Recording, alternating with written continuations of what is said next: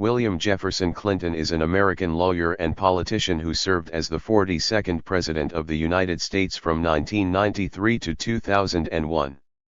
A member of the Democratic Party, he previously served as governor of Arkansas from 1979 to 1981 and again from 1983 to 1992.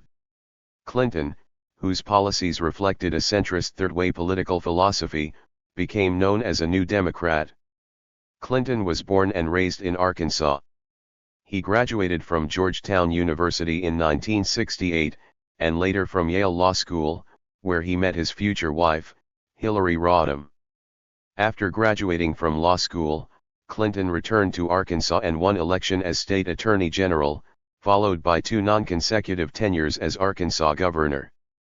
As governor, he overhauled the state's education system and served as chairman of the National Governors Association.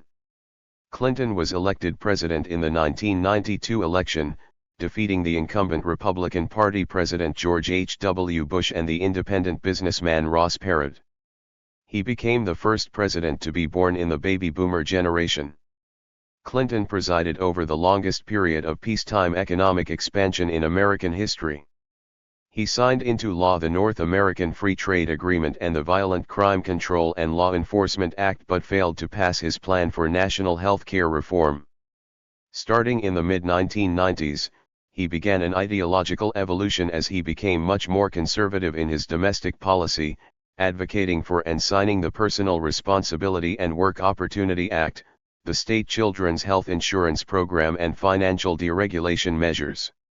He appointed Ruth Bader Ginsburg and Stephen Breyer to the U.S. Supreme Court. In foreign policy, Clinton ordered U.S. military intervention in the Bosnian and Kosovo wars, eventually signing the Dayton Peace Agreement. He also called for the expansion of NATO in Eastern Europe, and many former Warsaw Pact members joined NATO during his presidency. Clinton's foreign policy in the Middle East saw him sign the Iraq Liberation Act, which gave aid to groups against Saddam Hussein. He also participated in the Oslo I Accord and Camp David Summit to advance the Israeli-Palestinian peace process, and assisted the Northern Ireland peace process. Clinton won re-election in the 1996 election, defeating Republican nominee Bob Dole and Reform Party nominee Perot. His second term was dominated by the Clinton-Lewinsky scandal, which began in 1995, when he had a sexual relationship with the then 22-year-old White House intern Monica Lewinsky. In January 1998, news of the affair made tabloid headlines. This scandal escalated throughout the year, culminating in December when Clinton was impeached by the House of Representatives, becoming the first U.S. president to be impeached since Andrew Johnson. The 2 impeachment articles that the House passed were centered around perjury and Clinton using the powers of the presidency to commit obstruction of justice. In 1999, Clinton's impeachment trial began in the Senate, where he was acquitted on both charges. During the last 3 years of Clinton's presidency, the Congressional Budget Office reported a budget surplus, the first such surplus since 1969. Clinton left office in 2001 with the joint highest approval rating of any U.S. president. His presidency ranks among the middle to upper tier in historical rankings of U.S. presidents. However, his personal conduct and misconduct allegations have made him the subject of substantial scrutiny. Since leaving office, Clinton has been involved in public speaking and humanitarian work. He created the Clinton Foundation to address international causes such as the prevention of HIV/AIDS and global warming. In 2009, he was named the United Nations Special Envoy to Haiti. After the 2010 Haiti earthquake, Clinton founded the Clinton-Bush Haiti Fund with George W. Bush and Barack Obama. He has remained active in Democratic Party politics, campaigning for his wife's 2008 and 2016 presidential campaigns. Bill Clinton served 2 tenures as governor of Arkansas. Elected in 1978, Clinton first served as governor for a single term from 1979 until 1981, losing his bid for re-election in 1980. After a 2-year interregnum, Clinton returned to the governorship after winning the 1982 election.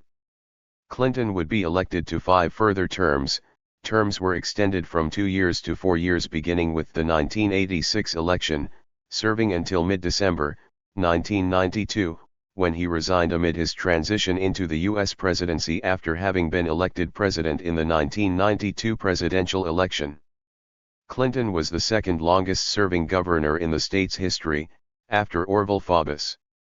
Clinton's first governorship, 1979 to 1981, saw him pursue many liberal policies. He had some successes, including successes with a rural health care reform effort by a task force that he had appointed his wife, Hillary, to lead. However, his term also saw the implementation of an unpopular motor vehicle tax. After Clinton returned to office for his second governorship in 1983, he was more centrist and was more selective as to what battles he pursued, zeroing in on particular priorities. One main priority was the state's economy, with Clinton providing tax incentives to businesses. Another priority was education, with Clinton and his wife, Hillary, overseeing the creation of significant education reforms. Other matters Clinton addressed included healthcare and lobbying reforms. Bill Clinton's tenure as the 42nd President of the United States began with his first inauguration on January 20, 1993, and ended on January 20, 2001. Clinton, a Democrat from Arkansas, took office following his victory over Republican incumbent President George H.W. Bush and independent businessman Ross Perot in the 1992 presidential election. 4 years later, in the 1996 presidential election, he defeated Republican nominee Bob Dole and Perot again, then as the nominee of the Reform Party, to win re-election. Clinton was succeeded by Republican George W. Bush, who won the 2000 presidential election. Clinton's presidency coincided with the rise of the Internet. This rapid rise of the Internet under Clinton led to several dot-com startups, which quickly became popular investments and business ventures. The dot-com bubble from 1997 to 2000 as a result of these startups saw massive stock gains in the Nasdaq Composite and the S&P 500, although these gains would eventually be lost in their entirety by 2003. Clinton oversaw the longest period of peacetime economic expansion in American history. Months into his first term, he signed the Omnibus Budget Reconciliation Act of 1993, which raised taxes and set the stage for future budget surpluses. He signed the Bipartisan Violent Crime Control and Law Enforcement Act and won ratification of the North American Free Trade Agreement, despite opposition from trade unions and environmentalists. Clinton's most ambitious legislative initiative, a plan to provide universal health care, faltered, as it never had majority support in Congress due to the Republican Revolution. In the 1994 elections, the Republican Revolution swept the country. Clinton vetoed the Partial Birth Abortion Ban Act of 1995. He assembled a bipartisan coalition to pass welfare reform and successfully expanded health insurance for children. While Clinton's economy was strong, his presidency oscillated dramatically from high to low and back again, which historian Gil Troy characterized in 6 acts. Act I in early 1993 was Bush League with amateurish distractions. By mid-1993 Clinton had recovered to Act II, passing a balanced budget and the NAFTA trade deal. Act III, 1994, saw the Republicans mobilizing under Newt Gingrich, defeating Clinton's health care reforms, and taking control of the House of Representatives for the first time in 40 years. The years 1995 to 1997 saw the comeback in Act IV, with a triumphant re-election landslide in 1996. However, Act V, the Monica Lewinsky scandal and impeachment made 1998 a lost year. Clinton concluded happily with Act VI by deregulating the banking system in 1999. In foreign policy, Clinton initiated a bombing campaign in the Balkans, which led to the creation of a United Nations protectorate in Kosovo.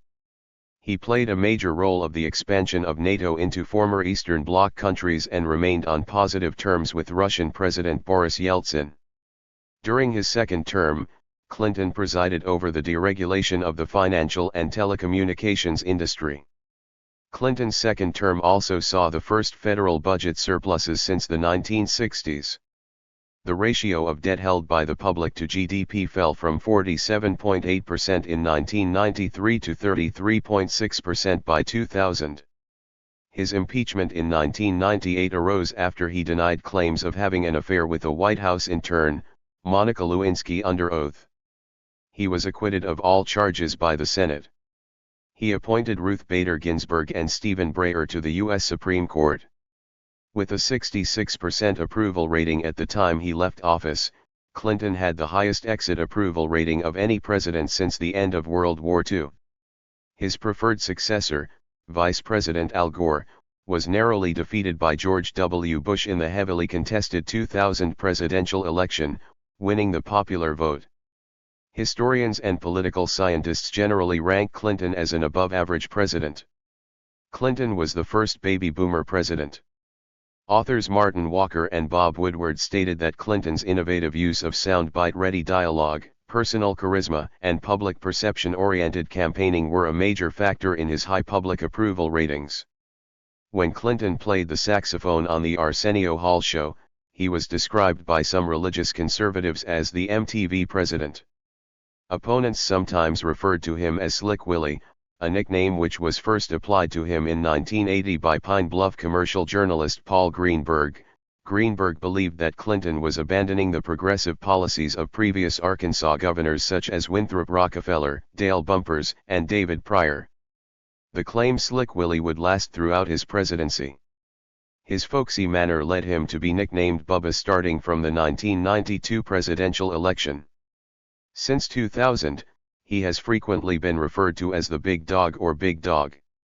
His prominent role in campaigning for Obama during the 2012 presidential election and his widely publicized speech at the 2012 Democratic National Convention, where he officially nominated Obama and criticized Republican nominee Mitt Romney and Republican policies in detail, earned him the nickname Explainer-in-Chief. Clinton drew strong support from the African American community and insisted that the improvement of race relations would be a major theme of his presidency. In 1998, Nobel laureate Toni Morrison called Clinton the first black president, saying, "Clinton displays almost every trope of blackness: single-parent household, born poor, working class, saxophone playing, McDonald's and junk food loving boy from Arkansas." Morrison noted that Clinton's sex life was scrutinized more than his career accomplishments, and she compared this to the stereotyping and double standards that, she said, black people typically endure. Many viewed this comparison as unfair and disparaging both to Clinton and to the African American community. Several women have publicly accused Clinton of sexual misconduct, including rape, harassment, and sexual assault. Additionally, some commentators have characterized Clinton's sexual relationship with former White House intern Monica Lewinsky as predatory or non-consensual, despite the fact that Lewinsky called the relationship consensual at the time. These allegations have been revisited and lent more credence in 2018, in light of the #MeToo movement, with many commentators and Democratic leaders now saying Clinton should have been compelled to resign after the Lewinsky affair. In 1994, Paula Jones initiated a sexual harassment lawsuit against Clinton, claiming he had made unwanted advances towards her in 1991. Clinton denied the allegations. In April 1998, the case was initially dismissed by Judge Susan Weber Wright on the grounds that it lacked legal merit. Jones appealed Weber Wright's ruling, and her suit gained traction following Clinton's admission to having an affair with Monica Lewinsky in August 1998. In 1998, lawyers for Paula Jones released court documents that alleged a pattern of sexual harassment by Clinton when he was governor of Arkansas. Robert S. Bennett, Clinton's main lawyer for the case, called the filing a pack of lies and an organized campaign to smear the President of the United States funded by Clinton's political enemies. In October 1998, Clinton's attorneys tentatively offered $700,000 to settle the case, which was then the $800,000 which Jones' lawyers sought. Clinton later agreed to an out-of-court settlement and paid Jones $850,000.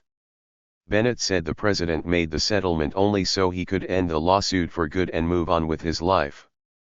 During the deposition for the Jones lawsuit, which was held at the White House, Clinton denied having sexual relations with Monica Lewinsky, a denial that became the basis for an impeachment charge of perjury. In 1998, Kathleen Willey alleged that Clinton had groped her in a hallway in 1993. An independent counsel determined Willey gave false information to the FBI, inconsistent with sworn testimony related to the Jones allegation. On March 19, 1998, Julie Hyatt Steele, a friend of Willey, released an affidavit, accusing the former White House aide of asking her to lie to corroborate Ms. Wiley's account of being sexually groped by Clinton in the Oval Office. An attempt by Kenneth Starr to prosecute Steele for making false statements and obstructing justice ended in a mistrial, and Starr declined to seek a retrial after Steele sought an investigation against the former independent counsel for prosecutorial misconduct. Also in 1998, Juanita Broaddrick alleged that Clinton had raped her in the spring of 1978, although she said she did not remember the exact date. To support her charge, Broaddrick notes that she told multiple witnesses in 1978 she had been raped by Clinton, something these witnesses also state in interviews to the press. Broaddrick had earlier filed an affidavit denying any unwelcome sexual advances and later repeated the denial in a sworn deposition. In a 1998 NBC interview wherein she detailed the alleged rape, Broaddrick said she had denied, under oath, being raped only to avoid testifying about the ordeal publicly. The Lewinsky scandal has had an enduring impact on Clinton's legacy, beyond his impeachment in 1998. In the wake of the #MeToo movement, which shed light on the widespread prevalence of sexual assault and harassment, especially in the workplace, various commentators and Democratic political leaders, as well as Lewinsky herself, have revisited their view that the Lewinsky affair was consensual, and instead characterized it as an abuse of power or harassment, in light of the power differential between a president and a 22-year-old intern. In 2018, Clinton was asked in several interviews about whether he should have resigned, and he said he had made the right decision in not resigning.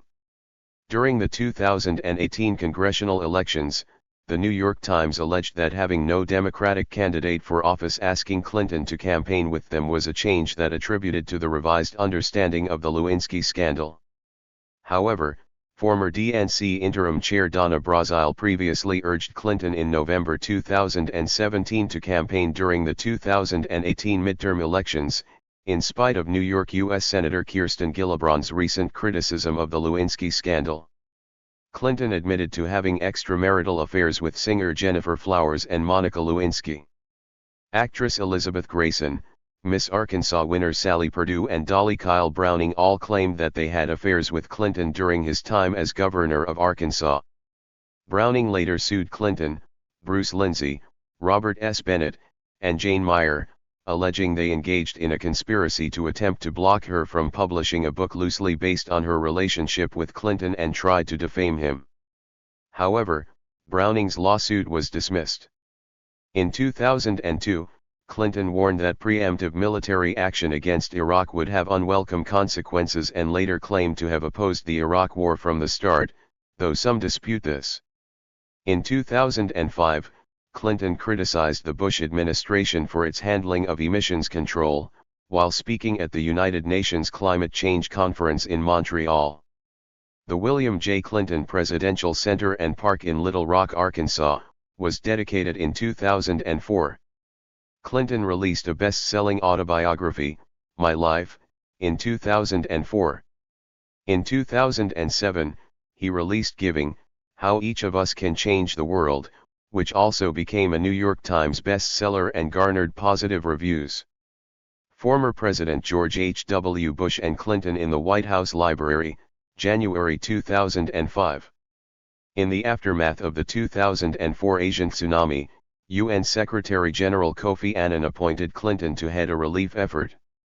After Hurricane Katrina, Clinton joined with fellow former President George H.W. Bush to establish the Bush-Clinton Tsunami Fund in January 2005, and the Bush-Clinton Katrina Fund in October of that year. As part of the tsunami effort, These two ex-presidents appeared in a Super Bowl 39 pregame show and traveled to the affected areas. They also spoke together at the funeral of Boris Yeltsin in April 2007. Based on his philanthropic worldview, Clinton created the William J. Clinton Foundation to address issues of global importance. This foundation includes the Clinton Foundation HIV and AIDS Initiative, CHI, which strives to combat that disease, and has worked with the Australian government toward that end. The Clinton Global Initiative, CGI, begun by the Clinton Foundation in 2005, attempts to address world problems such as global public health, poverty alleviation and religious and ethnic conflict. In 2005, Clinton announced through his foundation an agreement with manufacturers to stop selling sugary drinks in schools. Clinton's foundation joined with the Large Cities Climate Leadership Group in 2006 to improve cooperation among those cities, and he met with foreign leaders to promote this initiative. The foundation has received donations from many governments all over the world, including Asia and the Middle East. In 2008, Foundation Director Inder Singh announced deals to reduce the price of anti-malaria drugs by 30% in developing nations. Clinton also spoke in favor of California Proposition 87 on alternative energy, which was voted down. During the 2008 Democratic presidential primary campaign, Clinton vigorously advocated on behalf of his wife, Hillary. Through speaking engagements and fundraisers, he was able to raise $10 million toward her campaign.